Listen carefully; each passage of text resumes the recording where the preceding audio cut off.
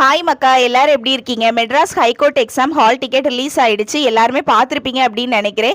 எனக்கும் பார்த்தீங்கன்னா பர்சனலாக இன்ஸ்டாகிராம்லேயா இருக்கட்டும், அதுக்கப்புறமா யூடியூப் கமெண்ட் செக்ஷன்லேயா இருக்கட்டும், நிறைய பேர் வந்து மெசேஜ் பண்ணியிருந்தீங்க. Madras high court exam hall ticket release ஆயிடுச்சு, நீங்கள் செக் பண்ணிட்டீங்களா அப்படின்னு சொல்லிட்டு. எதனால எல்லாரும் என்கிட்ட சொல்கிறாங்க அப்படின்னா, நான் ஒரு வீடியோவில் வந்து கேட்டிருந்தேன் உங்ககிட்ட, ஒருவேளை வந்து ஹால் டிக்கெட் ரிலீஸ் ஆச்சுன்னா கொஞ்சம் எனக்கு இன்ஃபார்ம் பண்ணுங்க அப்படின்னு சொல்லிட்டு. ஸோ அதை மனசில் வச்சுட்டு பார்த்தீங்கன்னா நிறைய பேர் வந்து எனக்கு கமெண்ட் செக்ஷன்லேயா இருக்கட்டும், இன்ஸ்டாகிராம்லேயா இருக்கட்டும், ஹால் டிக்கெட் ரிலீஸ் ஆயிடுச்சு செக் பண்ணிடு அப்படின்னு சொல்லிட்டு மெசேஜ் பண்ணியிருந்தீங்க. ரொம்பவே வந்து தேங்க்ஃபுல்லாக ஃபீல் பண்ணுறேன். என்னை வந்து மறக்காமல் நீங்கள் வந்து எனக்கு ஷேர் பண்ண விஷயத்துக்காக. அதுக்கப்புறமா ஒரு விஷயம் நான் உங்ககிட்ட ஷேர் பண்ணணும் அப்படின்னு நான் நினைக்கிறேன். பார்த்துக்கோங்க, மெட்ராஸ் ஹைகோர்ட் எக்ஸாம் பொறுத்த வரைக்கும் நீங்கள் நிறைய டவுட்ஸ் வந்து எலிஜிபிலிட்டி எக்ஸாம் பற்றி என்கிட்ட கேட்குறீங்க. தமிழ் எக்ஸாம் எப்படி இருக்கும், இங்கிலீஷ் எப்படி இருக்கும், எஸ்ஏ ரைட்டிங் எந்த மாதிரி ப்ரிப்பேர் பண்ணணும் அப்படின்னு சொல்லிட்டு நிறைய டவுட்ஸ் வந்து நீங்கள் என்கிட்ட கேட்குறீங்க. நீங்கள் கேட்குறதெல்லாம் நியாயமான விஷயம் தான். ஏன்னா நானும் ப்ரிப்பேர் பண்ணுறேன். ஸோ எனக்கு வந்து ஏதாவது ஐடியா இருக்கும்னு நினச்சிட்டு நீங்கள் கேட்குறீங்க. ஆனால் சீரியஸாக பார்த்தீங்கன்னா இதுதான் எனக்கு வந்து ஃபஸ்ட் டைம் நான் மெட்ராஸ் ஹைகோர்ட் எக்ஸாம் எழுத போகிறேன். இன்னொரு விஷயம் என்னன்னா, இங்கிலீஷ் பேஸ்ட் எக்ஸாமும் நான் ஃபஸ்ட் டைம் எழுத போகிறேன். இதுக்கு முன்னாடி வந்து நான் ஸ்கூல் காலேஜில் எழுதுனது, அதுக்கப்புறம் ஃபஸ்ட் டைம் ஒரு காம்படிட்டிவ் எக்ஸாமுக்கு அப்படின்னு சொல்லிட்டு இப்போ தான் first time English paste exam நான் எழுத போகிறது. ஸோ நீங்கள் கேட்குற நிறைய டவுட்ஸ்க்கு பார்த்தீங்கன்னா என் சைடில் இருந்து ரிப்ளை இல்லை. ஏன்னா எனக்குமே இதுதானே ஃபஸ்ட் டைம். ஸோ எழுதி பார்த்துட்டு வந்தால் தான் எந்த மாதிரி எக்ஸாமில் கொஸ்டின்ஸ் கேட்பாங்க அப்படின்னு சொல்லிட்டு ஒரு அண்டர்ஸ்டாண்டிங்க்கு வர முடியும். நான் நிறைய பேருக்கு பர்சனலாக மெசேஜ் பண்ணிட்டேன் கமெண்ட் செக்ஷன்லேயே, எனக்கு வந்து தெரியல பார்த்துக்கோங்க அப்படின்னு சொல்லிட்டு.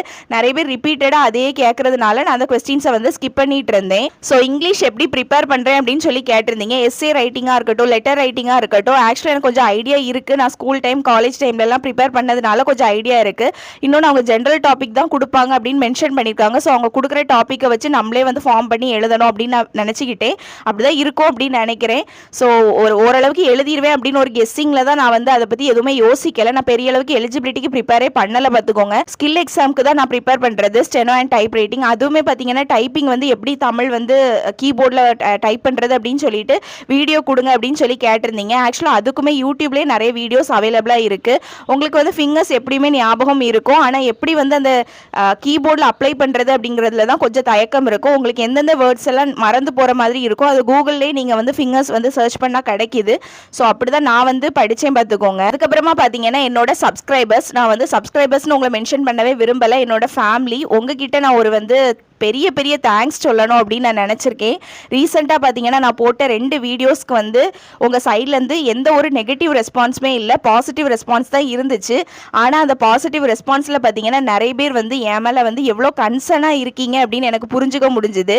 அவ்வளோ கமெண்ட்ஸ் வந்து என்னை வந்து நீ சேஃபாக இருக்கணும், இந்த மாதிரி வேண்டாம், அதாவது அவுட் ஆஃப் கன்சர்னில் நீங்கள் வந்து ஷேர் பண்ணியிருந்தீங்க. பர்சனலாக பார்த்தீங்கன்னா இன்ஸ்டாகிராமில் வந்து ஒரு சிலருக்குலாம் இன்ஸ்டாகிராமில் பேஜே இல்லை பார்த்துக்கோங்க. ஆனால் எனக்கிட்ட வந்து எனக்கு இந்த விஷயத்தை ஷேர் பண்ணணும் அப்படிங்கிறதுக்காகவே பார்த்தீங்கன்னா இன்ஸ்டாவில் வந்து ஸ்பெஷலாக அக்கௌண்ட் ஓப்பன் பண்ணி எனக்கு வந்து மெசேஜ் பண்ணியிருந்தீங்க. ஏன்னா நீங்கள் வந்து டெலகிராமில் மெசேஜ் பண்ணியிருக்கீங்க, நான் பார்க்காம இருந்திருக்கேன். நான் உங்ககிட்ட சொன்ன மாதிரி டெலகிராம் நான் அந்தளவுக்கு யூஸ் பண்ணுறது இல்லை, எப்போவாது ரேராக தான் யூஸ் பண்ணுவேன். ஆனால் இன்ஸ்டாவில் நான் எப்போவுமே வந்து ஆக்டிவாக இருப்பேன்னு தெரிஞ்சுக்கிட்டு நீங்கள் வந்து அங்கே அக்கௌண்ட் ஓப்பன் பண்ணி நீங்கள் எனக்கு வந்து மெசேஜ் பண்ணியிருந்தீங்க. ஒரு அக்காலாம் பெரிய பேராகிராஃபே டைப் பண்ணி அனுப்பியிருந்தாங்க, ஒரு அண்ணா வந்து அனுப்பியிருந்தாங்க, ஒரு தம்பி அனுப்பியிருந்தாங்க. நிறைய பேர் பார்த்தீங்கன்னா என் மேலே இருக்கிற கன்சர்னில் வந்து நீ வந்து சேஃபாக இருக்கணும், நீ ப்ரிப்பேர் பண்ணுறது கவர்மெண்ட் எக்ஸாமுக்கு, so you have to be careful அப்படின்னு சொல்லிட்டு நிறைய பேர் பார்த்தீங்கன்னா எனக்கு வந்து அவுட் ஆஃப் கன்சர்னில் நிறைய மெசேஜ் பண்ணியிருந்தீங்க.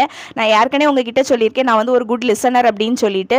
அட் த எண்டு பார்த்தீங்கன்னா டிசிஷன் நான் தான் எடுப்பேன் அப்படின்னு நான் உங்ககிட்ட ஷேர் பண்ணியிருக்கேன்.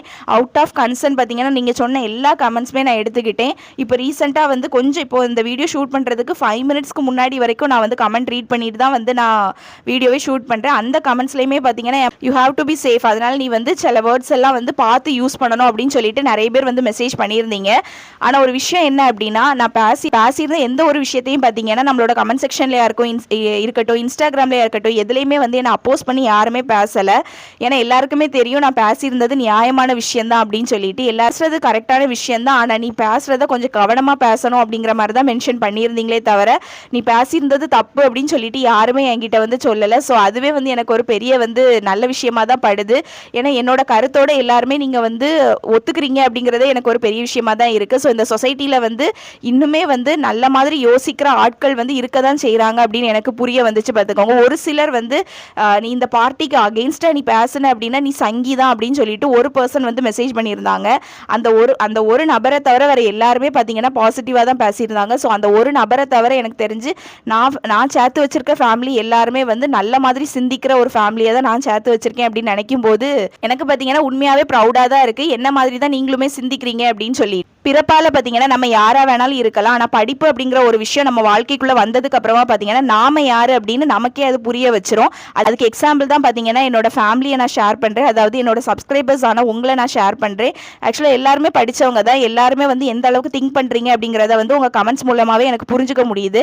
ஆனால் நான் ஒரு பர்சனை சொன்னேன் பார்த்தீங்களா, நீ வந்து இந்த பார்ட்டிக்கு அகெயின்ஸ்டாக பேசினாலே நீ சங்கீதான்னு ஒரு பர்சன் சொன்னான்னு நான் சொன்னேன் பார்த்தீங்களா, அந்த பர்சனோட எஜுகேஷன் எந்த மாதிரி இருக்குது அப்படின்னு சொல்லிட்டு அவங்க பேசுகிறதுலேயே தெரியுது பார்த்துக்கோங்க. தப்பு யார் பண்ணாலுமே தப்பு தான், அதை தான் நான் மென்ஷன் பண்ணியிருந்தேன். ஸோ அதுக்காக வந்து நீங்கள் சங்கி அப்படிங்கிற லேபிள் என் மேலே ஒட்டுவீங்க அப்படின்னா அதுக்காக நான் ஒன்றும் பண்ண முடியாது. ஸோ இந்த விஷயத்தை நான் உங்ககிட்ட ஷேர் பண்ணணும் அப்படின்னு நினச்சேன். இன்னொரு விஷயம் என்னன்னா, அவுட் ஆஃப் கன்சர்னில் நீங்கள் சொன்ன எல்லா விஷயத்தையுமே நான் எடுத்துக்கிட்டேன். அந்த 2 வீடியோவையும் பார்த்தீங்கன்னா நான் ப்ரைவேட்டில் வச்சிருக்கேன். நான் ஒரு வீடியோவில் கூட நான் உங்ககிட்ட ஷேர் பண்ணியிருப்பேன். நான் வந்து ஒரு குட் லிசனர் அப்படின்னு சொல்லிட்டு, குட் லிசனர் மட்டும் கிடையாது, எனக்கு எப்போவுமே பார்த்தீங்கன்னா இன்னொருத்தோட பாயிண்ட் ஆஃப் வியூ என்ன அப்படிங்கிறது தெரிஞ்சுக்கிறது ரொம்பவே பிடிக்கும். என்னோட விஷயத்தில் மட்டுமே நான் ஸ்டாண்டில் நிற்க மாட்டேன். அடுத்தவங்க எப்படி அந்த விஷயத்தை யோசிக்கிறாங்க அப்படிங்கிறது வந்து எனக்கு தெரிஞ்சுக்கிறது ரொம்பவே பிடிக்கும். அதுக்காக தான் நான் புக்ஸே அதிகமாக ரீட் பண்ணுறது. ஸோ அந்த விதத்தில் நீங்கள் எல்லாரும் சொன்ன விஷயங்களை வந்து நான் எடுத்துக்கிட்டேன். நிறைய பேருக்கு நான் ரிப்ளையும் பண்ணியிருந்தேன். ஸோ இதில் வந்து இந்த விஷயத்தை பற்றி உங்களுக்கு என்ன கருத்து இருக்குது அப்படின்னு கேட்டும் நான் தெரிஞ்சுக்கிட்டேன் பார்த்துக்கோங்க. அப்புறம் பார்த்தீங்கன்னா Madras high court exam hall ticket வந்து நான் டவுன்லோட் பண்ணி தான் வச்சிருக்கேன். இன்னுமே வந்து நான் போய் எடுத்துகிட்டு வரல, பிரிண்ட் அவுட் எடுத்துகிட்டு வரல. மற்றபடி நான் எப்படி அங்கே போகிறேன் வரேன் அப்படிங்கிறதெல்லாம் உங்ககிட்ட நான் ஷேர் பண்ணுறேன். மெட்ராஸ் ஹைகோர்ட் எக்ஸாம் எழுதுறதுக்கு பார்த்தீங்கன்னா நான் அந்த அளவுக்கு எக்ஸைட்மெண்ட்டாக இல்லை. சீரியஸாக நான் எக்ஸைட்மெண்ட்டாக இருக்கிற விஷயமே பார்த்தீங்கன்னா சென்னை போகிறத நினச்சி தான். நான் நிறைய வாட்டி உங்கள்கிட்ட நான் சொல்லியிருக்கேன், எனக்கு சென்னை பார்க்கணும் அப்படிங்கிறது ஒரு ட்ரீம் மாதிரி. நான் வந்து சென்னை பார்த்ததே இல்லை. ஸோ எனக்கு வந்து சென்னை பார்த்தே ஆகணுங்கிறது ஒரு பெரிய ட்ரீமு. ஸோ அந்த ட்ரீம் வந்து கம்ப்ளீட் ஆக போகுது இன்னும் ஃபியூ டேஸில் நினைக்கிறேன். ஏன்னா 23ஆம் தேதி நமக்கு எக்ஸாம் அப்படிங்கிறதுனால இன்னும் கொஞ்ச நாள் தான் இருக்குது. So I am super excited. நான் அதை உங்ககிட்ட கண்டிப்பாக நான் ஷேர் பண்ணுறேன் வீடியோஸ் மூலமாக. ஸோ ஓகே, பாய். நெக்ஸ்ட் வீடியோவில் நம்ம மீட் பண்ணலாம்.